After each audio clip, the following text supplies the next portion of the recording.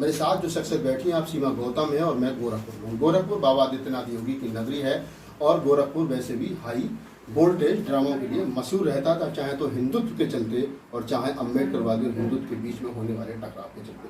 पिछले दिनों यहाँ पर अम्बेडकर जन मोर्चा के माध्यम से जो तमाम महिलाओं को लेकर के एक अपनी मांगों को लेकर के कलेक्ट्रेट का घेराव किया गया था, उसकी मुख्य जो आयोजक थी उसमें सीमा गौतम का नाम बड़ी प्रमुखता से लिया जाता है। तो जो बात मैंने स्टार्टिंग में कही कि किस समाज ने कितनी तरक्की की और समाज की महिलाओं ने कितनी तरक्की की है, इस बात से आकलन कीजिए। तो सीमा गौतम से बाबा साहब की इसी कोटेशन के साथ में बातचीत करूंगा।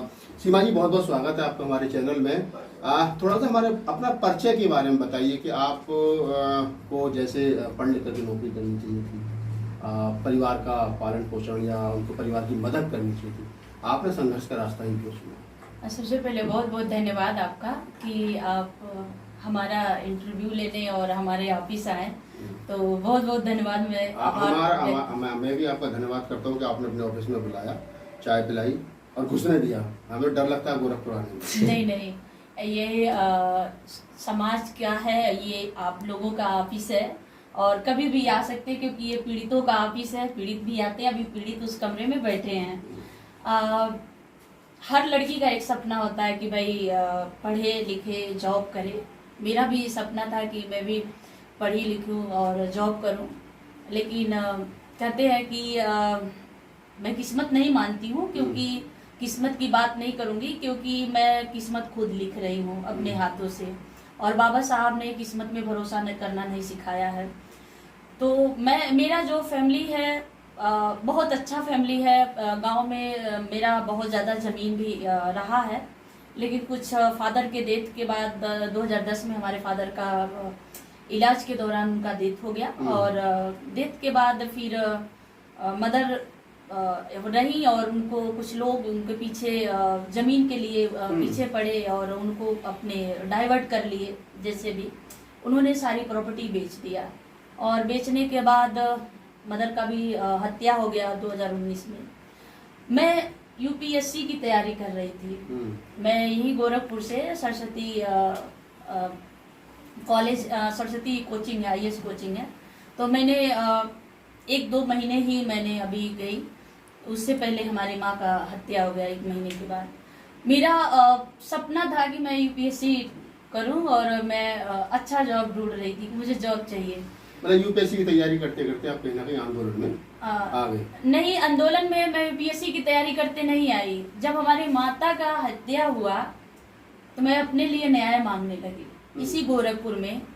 आज जहां मैं पीड़ितों को ले जा करके न्याय दिलाती हूँ, कभी इसी गोरखपुर में उसी दरवाजे पे मैं दर दर भटक करके अपने माँ के लिए, उनको न्याय दिलाने के लिए, जो आरोपी ने माँ का हमारे हत्या किया, हमारे माँ का प्रॉपर्टी ले लिए, जमीन बेचवा कर सारा पैसा ले लिए, और उन्हीं को लेकर के हम कभी मांगा करती थी।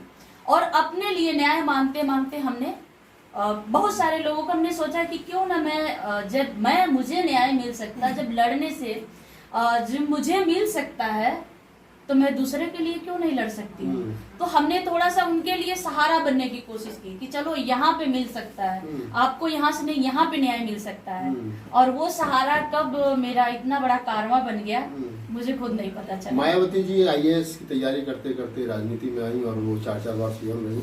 सीमा जी जैसा बता रही है कि मैं आईएएस की तैयारी करते करते वक्त जब उनकी मदर का कत्ल कर दिया गया, तो उसके बाद में न्याय मांगते मांगते आज लोगों को न्याय दिलवा रही है। हम जब आपके बारे में हम जब सर्च कर रहे थे तो पता चला कि हजारों हजार महिलाएं आपके संगठन के साथ जुड़ी हैं। कितने गाँव अभी तक घूमे आप लोग? मेरे पास अगर नाम आप देखेंगे तो 400 से ज़्यादा मैं गोरखपुर के, सिर्फ गोरखपुर के गाँव में मैं जा चुकी हूँ। और हजारों की बात नहीं है, मैं 1 घंटे की बात करूँ तो हजारों महिला आपको यहाँ टेबल पे, मतलब हमारे ऑफिस में हजारों 1 घंटे में आ सकती हैं। आज के डेट में मेरे साथ 10,000 से ज़्यादा महिलाएं जुड़ चुकी हैं, और वो महिलाएं हैं जो कल तक एक महिला सिर्फ मानी जाती थी कि जैसे कि गांव में कहावत होती है कि ये महिला ये क्या जानेगी, ये महिला ये कुछ नहीं जानेगी। लेकिन आपने देखा होगा कि 10 अक्टूबर को वही महिलाएं थी जो एसपी, डीएम, कमिश्नर को हिला के रखती थी। क्या क्या क्या आश्वासन देकर के, क्या कह करके उन महिलाओं को आपने अपने साथ जोड़ा है? क्या बाबा साहब डॉक्टर अम्बेडकर को पढ़ाया, फूले को पढ़ाया, बताया उनके बारे में, महापुरुषों के बारे में, या कुछ और आश्वासन आप दिए? नहीं, मैं आज भी मेरी वही मैं जो हमारे दर्शक सुन रहे हैं मैं उनसे भी यही कह रही हूँ कि अगर हक पाना है, मांगने से नहीं मिलता तो छीन लो। ये बाबा साहब ने कहा था कि जुर्म सहने वाले से गुनहगार, जुर्म करने वाले से गुनहगार, ज्यादा गुनहगार जुर्म सहने वाला होता है। तो हम उनको जब भी जाते हैं तो बाबा साहब के कुछ जीवनियां बताते हैं कि उन्होंने अगर चुप हो गए होते तो आज भी हम शायद कीड़े मकोड़े के तरह ही हमें समझा जाता था। रास्ते में पानी पीने का अधिकार कुत्ता बिल्ली तालाब के पानी कुत्ता बिल्ली गधा पी लेता था, नहीं उसे अछूत माना जाता था, लेकिन हम इंसान अगर पी लेते थे तो उसे अछूत मान लिया जाता था।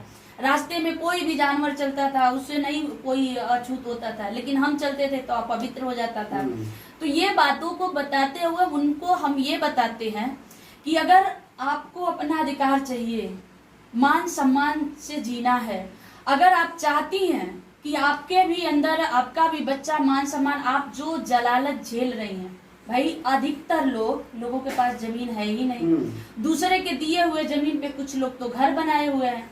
तो वो बाबू साहब आते हैं तो कहते हैं कि तुम चलो हमारे वहाँ चाकरी करो। ऐसे गांव तो आपको हम सैकड़ों गांव आपको दिखाएंगे गोरखपुर में कि ऐसे लोग हैं कि जो कहते हैं हमारे वहाँ तुमको चाकरी करना है। तो चाकरी करने का, वो गुलामी करने का भी जो मजदूरी है वो तय करेंगे। उनकी मर्जी आएगी तो आपको देंगे, नहीं मर्जी आएगा तो नहीं देंगे, आपको काम करना है।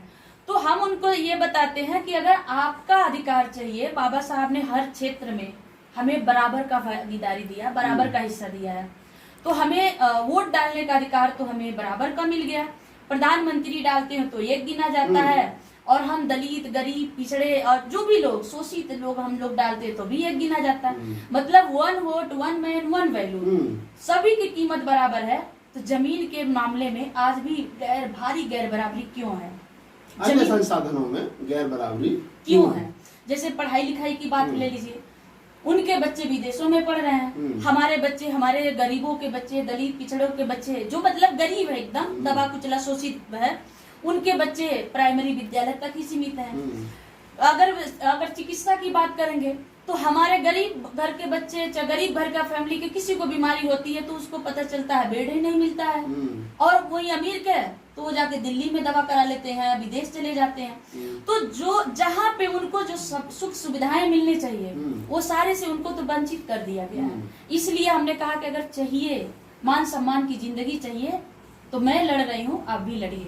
आप भी लड़िए, ये कह करके आपने उनको तैयार किया और इस आंदोलन में लेकर के आए। अम्बेडकर जन मोर्चा जो आपका संगठन है, जो आपका बैनर है।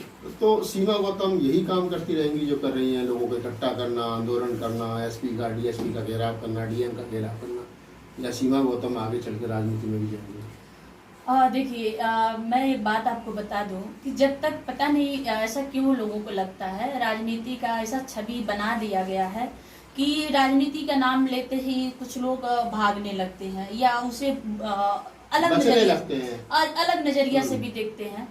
हम जब तक समाज के लिए लड़ रहे हैं, मान लीजिए मैं 10 अक्टूबर को आंदोलन किए, 17 दिसंबर को आंदोलन किए, 17 मार्च को आंदोलन किए, मेरा घर भी 2 महीने तक मैं भी जेल तो नहीं गई, लेकिन जेल से ज्यादा हमें प्रताड़ित किया गया, और हमारे भाई को भी गिरफ्तार कर लिया गया था, हमारे रिश्तेदारों को उठा लिया गया था, हमारे घर पे लगातार सुबह शाम दोपहर छापा मारा जा रहा था।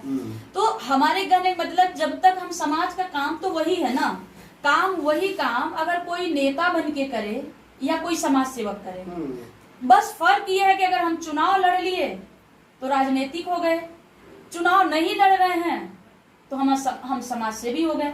तो चुनाव अगर हम लड़ेंगे नहीं तो हमारे हाथ में पावर आएगा नहीं, तो जो हमारे साथ जुड़े हैं लोग, उनको हम लंबे समय तक कैसे लाभ दिला पाएंगे?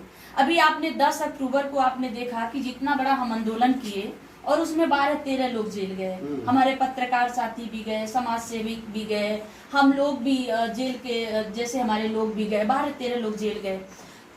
उस दौरान जेल जाने के बाद एक मैसेज बड़ा बना, एक आंदोलन का दबाव बना कि मुख्यमंत्री मजबूर हो गए कहने पे कि हम 1.25 करोड़ दलितों को जमीन का मालिकाना हक देंगे, हम दलितों के बच्चों को विदेश भेजेंगे। ये हमारे जन आंदोलन के कारण हुआ। लेकिन क्या हुआ, हमारे पास सत्ता नहीं होने के कारण हम लोगों को बार बार जेल में डालने की, जेल की धमकी दे करके हमें डराया गया।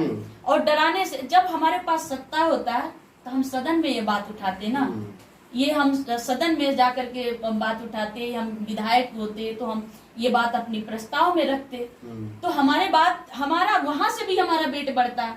हम यहाँ जमीन पे भी संघर्ष करते हैं, हम सदन में भी संघर्ष। आप कहीं ना कहीं ये कहने की कोशिश कर रहे हैं कि अगर आप सोशल एक्टिविस्ट, सामाजिक कार्यकर्ता हैं, तो आप मांग रहे हैं जी, लेकिन जब आप राजनीतिक रूप से मजबूत हो जाते हैं, एमपी एमएलए बन जाते हैं, तो फिर आप देने की स्थिति में आ जाते हैं। तो अगर देने वाला बनना है तो राजनीति करनी पड़ेगी। मुझे नहीं लगता है कि राजनीति कोई अलग से होता है। मुझे लगता है कि अगर एक अच्छा नेता है तो जो मैं कर रही हूँ उसे भी वही करना चाहिए, उसे भी वही करना चाहिए। तो आप सीमा गौतम हैं, जैसा कि परिचय में मैंने बताया कि अम्बेडकर जन मोर्चा पूर्वांचल, खासतौर से गोरखपुर और गोरखपुर से लगे हुए तमाम वो जिले जहाँ पर दलित, शोषित, पीड़ित, मजदूर, गरीब की आवाज़ अगर कोई उठाता है तो वो एक संगठन है डॉक्टर अम्बेडकर जन मोर्चा। मैंने बताया कि मैं गोरखपुर में था तो इच्छा हुई कि सीमा जी से बात की जाए। उन्होंने बड़ी बेबाकी से अपनी बात रखी। इस पूरी बातचीत के बारे में एक बात तो कह सकता हूँ कि बाबा साहब डॉक्टर अम्बेडकर की वो कोटेशन कि 21वीं सदी हमारी है। अब तक हमारे लोग मांगते थे, लेकिन अब हमारे लोग जो है वो लड़ना सीख गए, चाहे वो चंद्रशेखर रावण हो, चाहे सीमा जैसे सैकड़ों और लोग हों जो देश भर में रोड पर, सत्ता नहीं है, सत्ता में जो दलित समाज के या बहुजन समाज के नेता हैं वो गूंगे और बहरे की स्थिति में हैं, और जो राजनीतिक दल चला रहे हैं वो खुद को और परिवारों को बचाने की स्थिति में है। ऐसे में चंद मुठीभर लोग हैं, सीमा और जैसे लोग, जिनसे कुछ उम्मीदें हैं कि जो रोड पर लड़ करके इस फूले अम्बेडकरी आंदोलन को मजबूत कर रहे हैं। और तो और उनसे लोगों को भी उम्मीद है कि ये शायद उनके लिए लड़ करके कुछ सरकारों से छीन करके या ला करके उनको दे सके। इस पूरी बातचीत के बारे में आपकी क्या प्रतिक्रिया में कमेंट सेक्शन में बताइए, और अगर आपको कोई सवाल है तो हम लिख दीजिए राहुल नागपाल ऑफिशियल @gmail.com।